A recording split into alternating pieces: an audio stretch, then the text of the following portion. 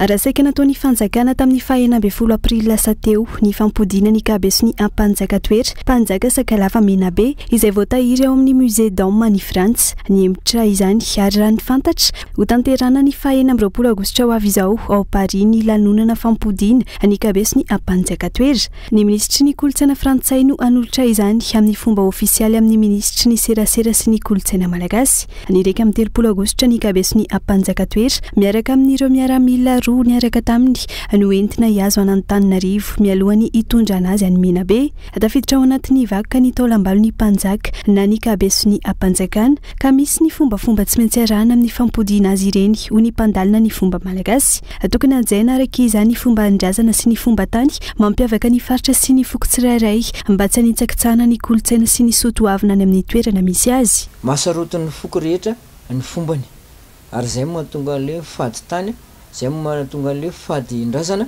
samana ny fady andretrarehetra fa kosa rehefa tonga ny fomba mampanao tahaka ny fampidina ny kabesony mpanjaka toera io zay any amin'ny faritra Sakalava misy anazy faritra Melaka dia manana didy araka izany ny rehetra anaja ny fomba tany dia tsy maintsy ampifandrindrana araka izay fomba tany zay ny fandaminana rehetrarehetra mba tsy isian'ny fanafitonana na ihany koa sanatria vavaladiny lela fikomina ataon'ny tompo-tany sy ny tompon'ny fomba.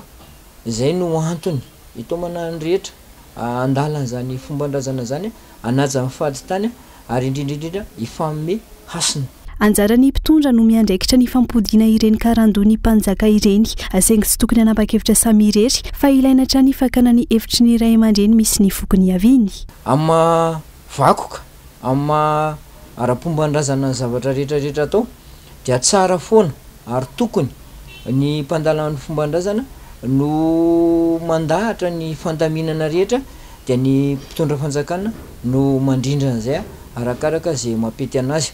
Izany hoe tazomina ilay fototra mahagazy atsika fa kosa ny fanjakana amin'ny mampitondra fanjakana anazy dia miezaka mandamina ny arak'izay tokony ho izy isiany lamina sy ny fandaminana mba handrindrana an'izay ara-pombandrazana sy ara-panjakana izay. Tsy aivina, tsy nisy ny fakana ny hevitry ny olombe sy ny ray aman-dreny tany amin'ny faritra Menabe nataon'ny fitondram-panjakana tamin'ny fampodina ity kabesona mpanjaka toera ity.